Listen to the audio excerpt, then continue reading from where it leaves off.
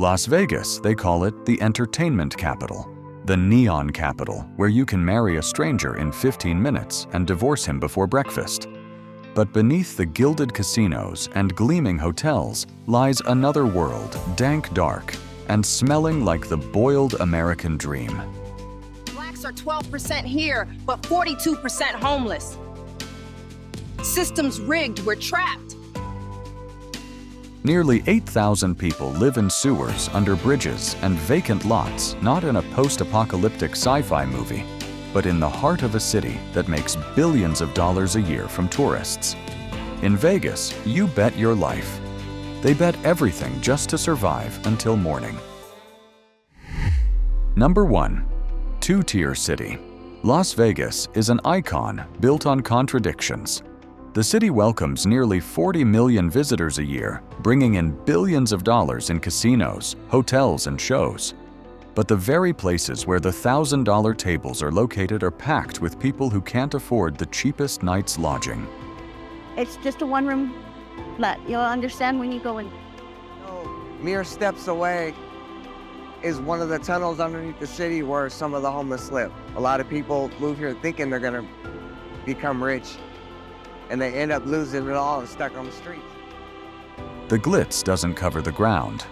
Just behind a row of lights are dozens of makeshift tents set up on the sidewalks close to downtown.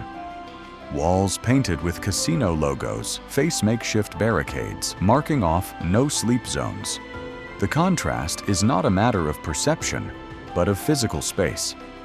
On one side is the Strip, a designated tourist area protected by a private security force, densely packed with cameras and landscapes that are swept every morning. On the other side is the Fremont Street extension, where the sidewalks are occupied by tents, plastic crates, nylon tarps, and a variety of old survival gear. This is not a new phenomenon. It has been part of the Las Vegas urban ecosystem for years, only its scale is expanding unchecked.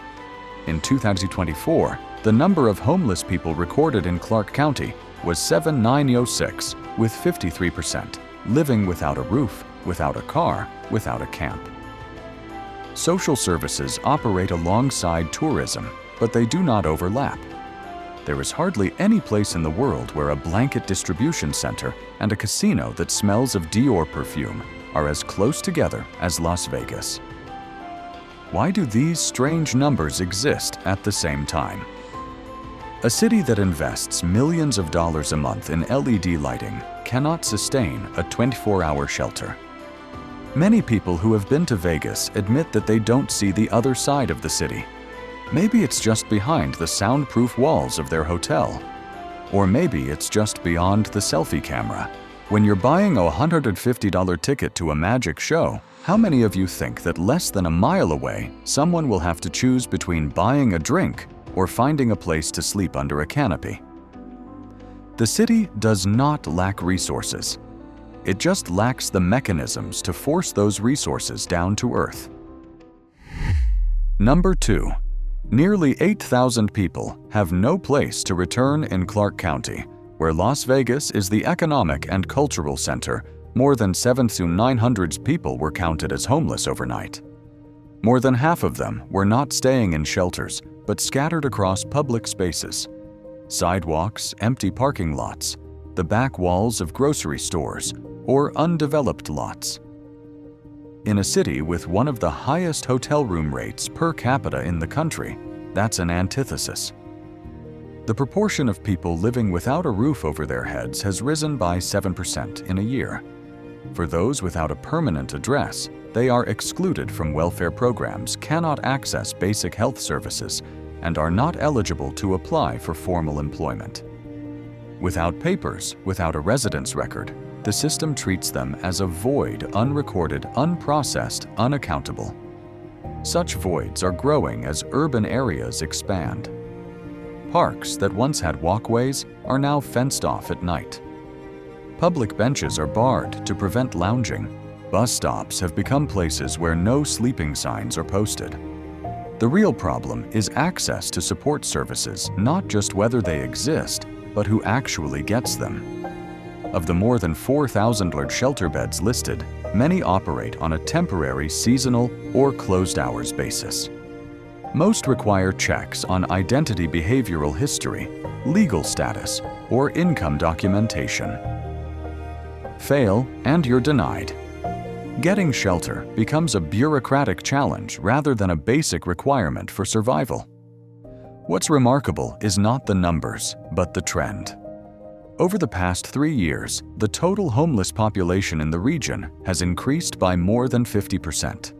Not because they flocked to Las Vegas, but because they couldn't leave. The average rent for a one-bedroom apartment exceeds $1,700 a month. Shift work in restaurants or service jobs can barely keep you living at 30 to 40% of your income on housing a situation that's no longer realistic in the post-pandemic era. In a place where everything is overpriced, the existence of nearly 8,000 people who are outside the consumption norm is disconcerting.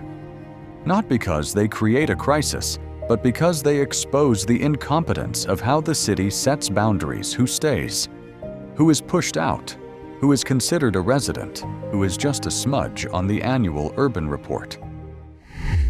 Number 3. Where existence is not recognized. Beneath the asphalt that lines Las Vegas's boulevards is a network of drainage tunnels that stretch hundreds of miles. Built to control seasonal flash floods, they have over the years become home to a population that has nowhere else to go.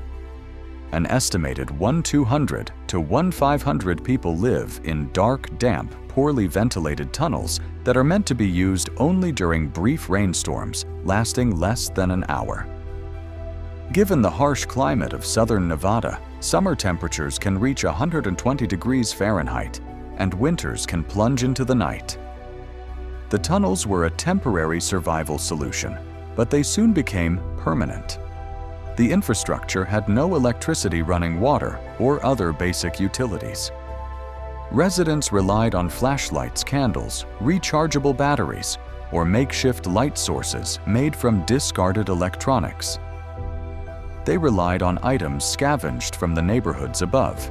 There was no zoning, no legal protections, no right of abode, all operating outside the city's control system. One notable bottleneck is the makeshift nature of the structure. Each year from June to September, a short but intense rainy season can bring the entire tunnel system to a sudden state of flooding through 15-20 minutes. Floodwaters rush in quickly without warning. Sections of the tunnels have no warning, no watertight doors, no means of escape. All belongings, personal belongings, food, even redesigned sleeping spaces can be swept away. No agency records the damage, and no after-action assistance is provided. In the census system, tunnel dwellers have no names, no coordinates, no fields of information. In a modern city where the underground has become a stable living space for thousands of people, the question is no longer whether the phenomenon is unusual, but why it has become a default part of the urban fabric. In a place famous for its lights that never go out, there are masses of people living where the light cannot reach.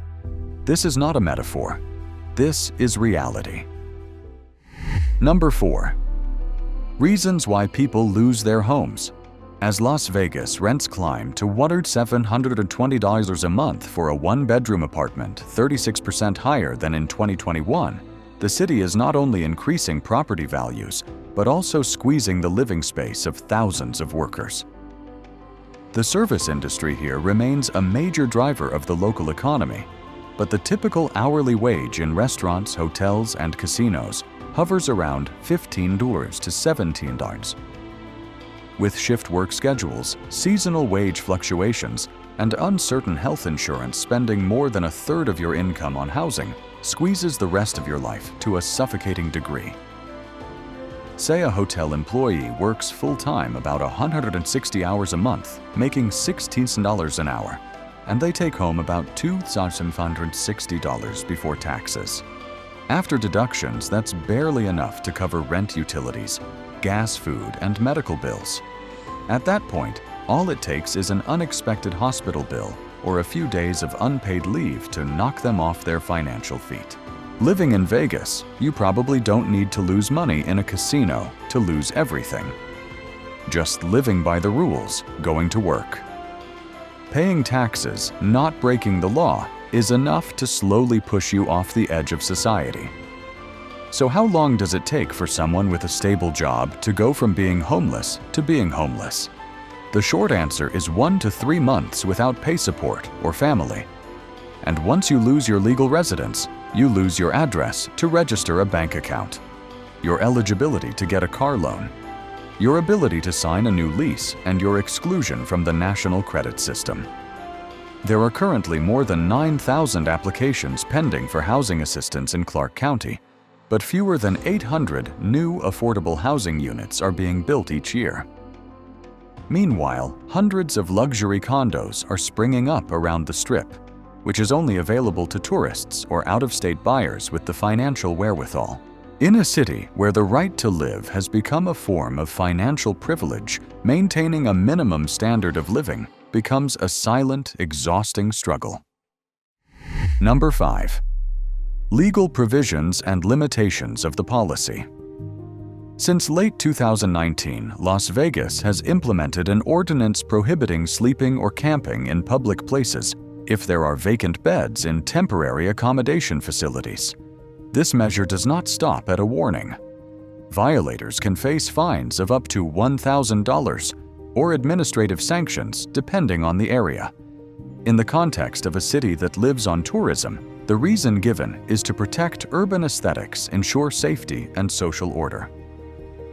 According to 2024 statistics, the actual number of beds available at accredited shelters meets only about 52% of total nightly demand in Clark County. Many of those are open only during limited business hours, requiring identification background checks, medical tests, or residential address requirements, things that long-term homeless people cannot adequately provide.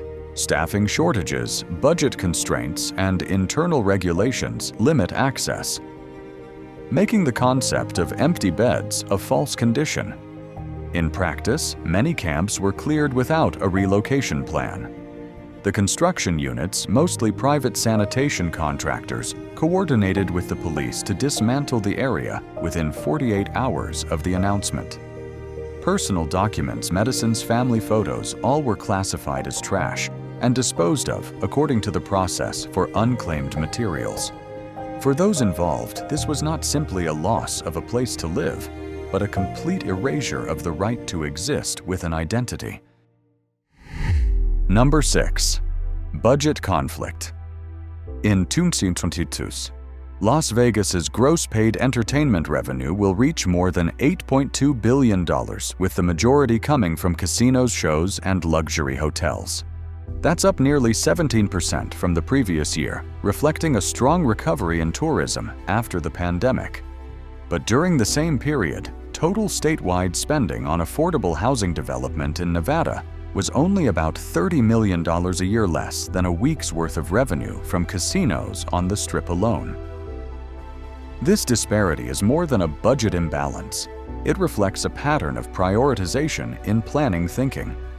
The city can afford to spend tens of millions on a festival of lights or an international sporting event, but still faces thousands of residents who cannot find basic housing. Of the more than 7,900 homeless people counted in Clark County, only about 4,000 have access to shelter beds. The other half are completely out of reach of the public system. Shelter beds have not increased at the same rate as the homeless population. The additional beds in 2024 will come largely from temporary shelters, which are quickly deployed but unsustainable. Long-term housing programs like Housing First, which provide stable housing before medical or mental health interventions, are considered a priority in many major cities, but remain a small part of the support structure in Las Vegas. This is largely due to a lack of funding land for planning and coordination among responsible agencies. Between two areas just a few blocks away, one a 4,000-room hotel with 24-hour lighting, the other an empty area with no reliable sanitation. The question is not whether the city has enough resources, but who to choose to use them for. Number 7. Tourist images and the gap between two realities. Las Vegas remains one of the top destinations in the United States, with nearly 40 million visitors each year. Hotel occupancy rates typically hover around 80 to 90%, especially on weekends and holidays. The Strip is invested in as a strategic facade, with constantly re-landscaped and a civil defense force operating nearly 24 hours a day. It is the side that is projected on billboards featured in promotional videos and featured in official tourism literature. Just a few blocks off the main drag, the mood changes dramatically. Fremont Street and its side streets are dotted with tarp tents, old shopping carts loaded with furniture water tanks and plastic chairs. Some areas are fenced off with wire fencing preventing homeless people from accessing vacant buildings. It's the remnants of a city that operates on two different scales, one optimized for consumption, the other left to self-regulation. In a city where massages and buffets are marketed next door to casinos, the fact that basic living spaces have become something to hide reflects a system that prioritizes form over social structure. Tourism may still thrive, but at the cost of being removed from a moral compass. Number 8. Wrong. Orientation from the route Las Vegas was founded in 1905 as a railroad hub, but it really took off in the 1930s when gambling was legalized, and large-scale construction projects like the Hoover Dam created a huge influx of workers. By the mid-20th century, the city had evolved into a consumer city, one where economic activity was tied to entertainment fast spending and high-speed money movement. The expansion of the Strip has not been accompanied by investment in housing infrastructure for temporary workers. The low-end housing areas in North and East Las Vegas were originally a low-income base, but have been gradually pushed out of the planning as developers have pushed for luxury apartments and mixed-use developments to meet tourism needs. The city's development mechanism over the decades has shaped a clear, stratified structure. The light areas are for performance and consumption. The dark areas are used to store the workforce. Those who work behind the scenes, from room service to stage technical staff, often live far from the center due to unaffordable housing costs leading to traffic pressures, commuting times, and dependence on temporary housing. Number 9. Approaches create different outcomes. Las Vegas may not have the highest homeless population among major U.S. cities, but it is a case study in short-term defensive approaches to urban management. Compared to Los Angeles, which has more than 180,000 people without stable housing, or San Francisco, which has the highest per capita homeless rate, Las Vegas is smaller in scale, but faces equally complex challenges due to its economic structure, which is almost entirely dependent on tourism. Cities like New York have implemented a widespread sheltering policy, with more than 80,000 people being housed through the shelter system each night. The model there is more of an emergency intervention, but it remains large-scale thanks to a stable budget and a legal mechanism that requires the government to provide shelter to the homeless. Meanwhile, Las Vegas has largely implemented the housing-first model on a limited scale, with most sheltering activities still being handled by non-profit organizations without centralized coordination.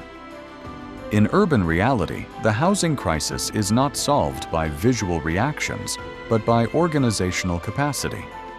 Clearing tents and moving people away from the core merely relocates the problem, not by reducing numbers or improving living conditions. At a time when many cities are being forced to choose between growing the surface and stabilizing the bottom, the policy structure reveals a clear preference for shaping the experience of those who arrive, rather than raising the living standards of those who stay.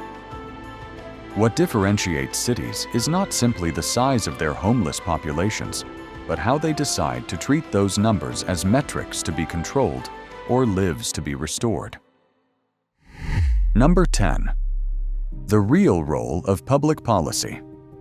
In Las Vegas, much of the assistance provided to the homeless is provided through community-based organizations that provide food, water, personal hygiene items, and some basic medical services. Many groups operate their own volunteer teams to directly reach people living in tunnels or makeshift camps on the outskirts of the city. The presence of these groups is essential to maintaining a minimum level of survival without long-term government intervention. The reliance on volunteerism as a permanent component highlights a gap in public policy.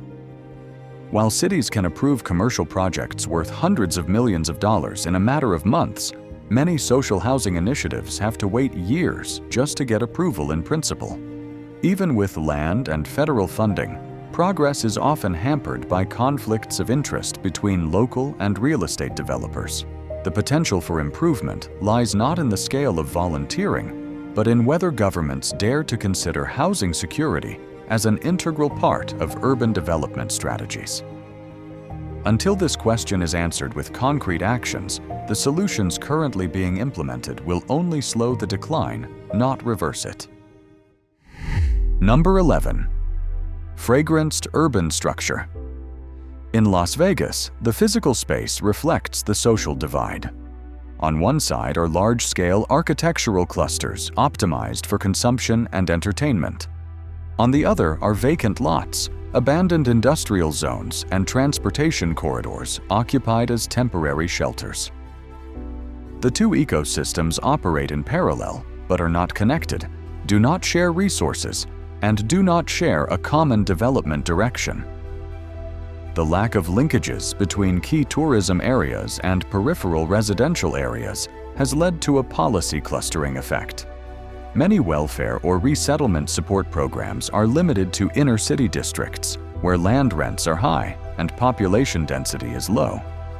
Meanwhile, densely populated areas where most migrant workers and residents at high risk of homelessness are concentrated are severely deprived of basic social services. In a densely populated city like Las Vegas, maintaining such fragmentation makes community resilience virtually non-existent. When each subdivision develops according to its own logic, without a system of interregional support, and without a mechanism for equitable resource redistribution, society slides into a two-tiered structure. One tier operates to generate cash flow, the other exists only to deal with the consequences. That structure may last for a while, but it is not strong enough to withstand crises on both fronts simultaneously. Las Vegas has never been short of light, but what is fading is its ability to shine a light on forgotten truths. The homeless numbers are more than statistics. They are signals of a development model that has gone off balance.